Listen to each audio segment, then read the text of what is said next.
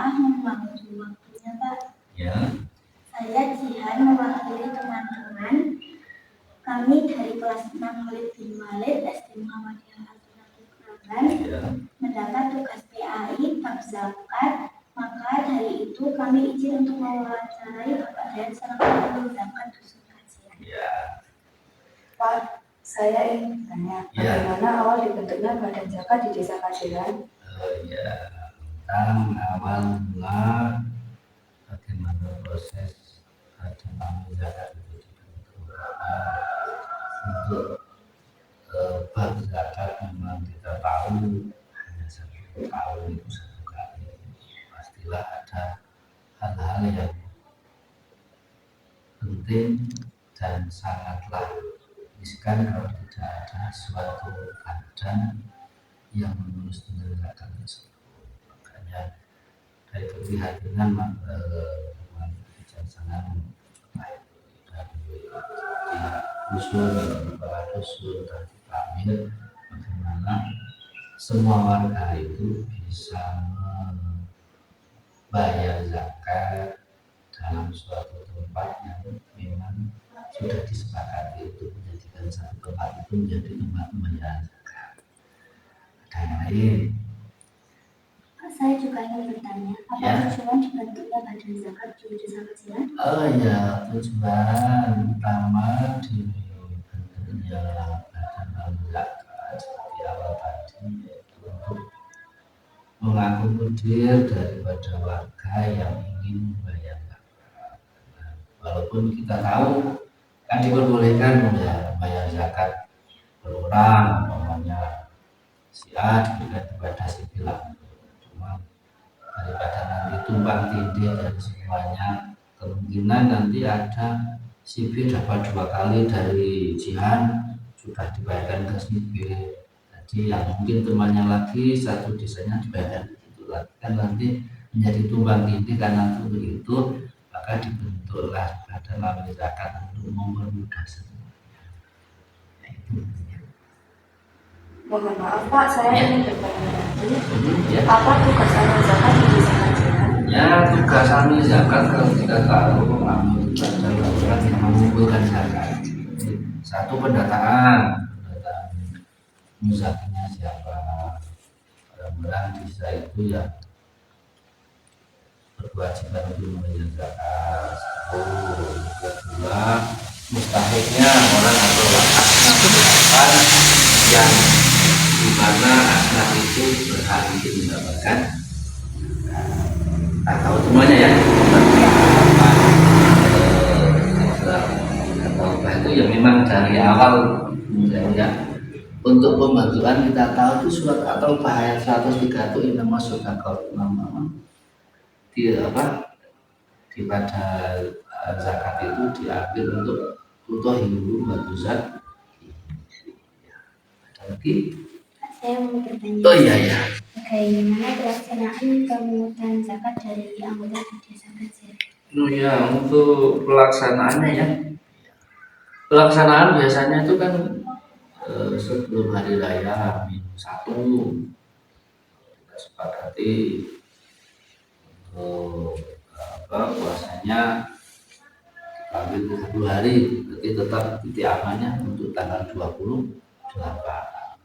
Atau kita biasanya untuk dijatuhkan kepada hari Minggu karena untuk semuanya bisa hadir. Karena untuk pelaksanaannya biasa untuk warga itu sebelum warga datang Anda sudah mempersiapkan tempat itu.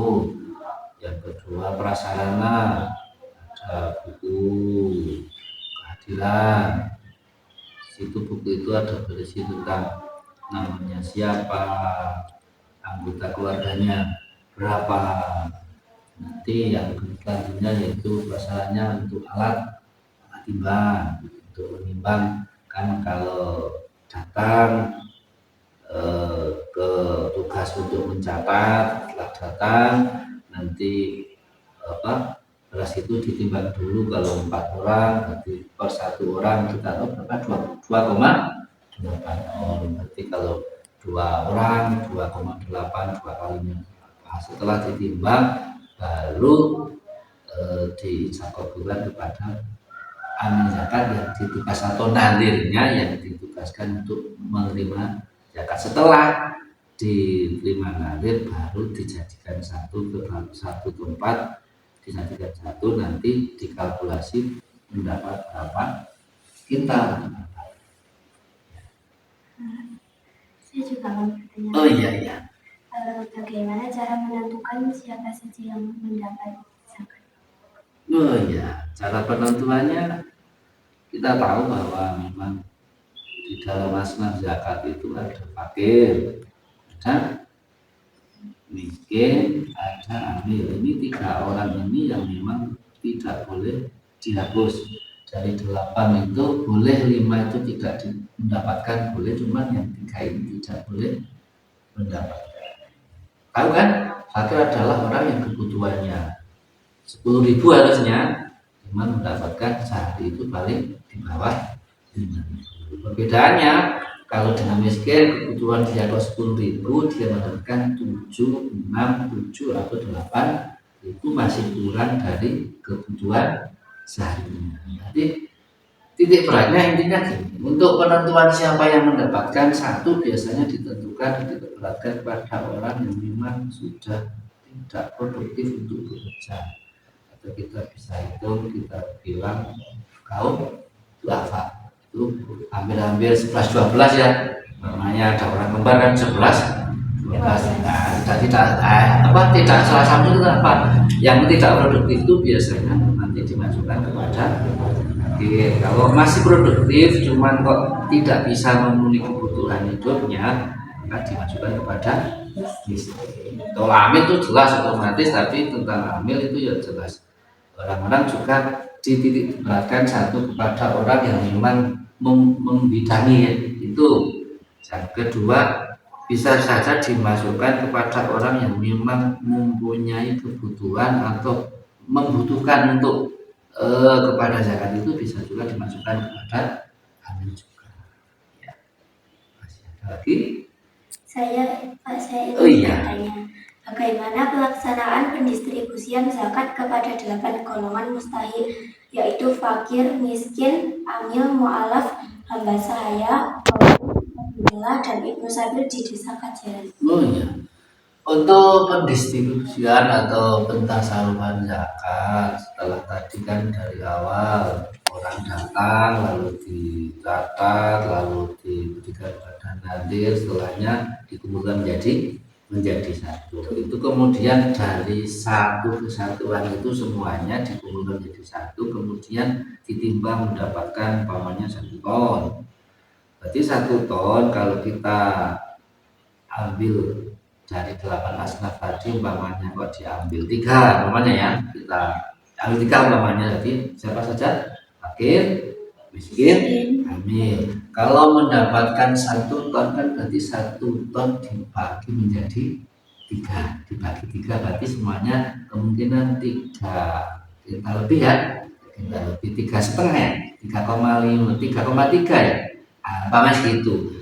Setelah nanti dibagi menjadi 3 kan harus sama antara asnaf itu, per asnaf itu harus sama dari awal. Asnaf fakir umpamanya 10 mendapatkan 3 kintal, berarti yang fakir juga harus 3 kintal, yang amil juga harus 3. Perbedaannya nanti berapa banyak per asnaf, karena asnafnya kok fakir 10 orang, berarti 3 kintal tadi dibagi untuk 10 orang, dapatkan 30 kilo per orang. Untuk umpamanya miskinnya kok hanya orang 2 umpamanya, ya berarti tadi 30 kilo dibagi hanya 2 orang umpamanya. Umpama 20 ya gimana? Dibagi menjadi 20 orang. Intinya untuk pendapat, untuk mustahil zakat itu hak yang diberikan itu berbeda dengan karena apa? Perbedaan jumlah per asnafnya. Umpamanya kok fakir 20, nanti miskinnya kok hanya 10, amilnya kok entah itu tadi 20, berarti pendapatannya juga berbeda. Ada ada yang masih perlu diperjelas atau masih kurang paham, bisa ditanyakan lagi. Pak, saya ingin bertanya. Oh iya. Apa hambatan yang ada dalam pelaksanaan pengelolaan zakat di desa Kajaran? Oh iya, tentang hambatan. Karena itu ibadah hanya satu kali, pasti biasanya karena seperti anak-anak lihat makanan lupa baca doa langsung. Nah, biasanya tentang hambatannya juga seperti itu. Karena ibadah hanya satu kali, biasanya satu niatnya hampir lupa, biasanya lupa niatnya gimana toh. Nanti biasanya nadirnya atau bahkan sebelum nadir ke nadir itu dikasih tahu lupa, biasanya malah dikasih itu apa kertas tulisan besar itu, atau biasanya bisa juga ada yang Jawa, ada yang bahasa Indonesia kayaknya apa ya, kalau bahasanya anak up to you apa itu terserah kamu lah mau itu bahasa Indonesia boleh, mau bahasa Arab. Biasanya enaknya orang itu mau lu tak bahasa Jawa mau, oh siap, yang penting jangan bahasa Inggris karena nantinya nggak tahu. Itu biasanya seperti itu. Berarti apanya satu itu tentang niat. Yang kedua tentang cara pembayaran yang biasanya masih dalam satu wadah. Kalau namanya si A, keluarganya keempat, berarti harus empat wadah. Bapak satu wadah, diberikan kepada nanti didoakan. Yang kedua nanti bapak membayarkan zakat untuk istrinya. Setelahnya anak satu, anak tetapi hanya itu. Yang paling hambatan itu ya satu tentang SDM orang yang menzatinya, tentang itu tentang niat, tentang bagaimana atau itu tentang memberikan zakatnya, tentang biasanya hanya jadikan satu.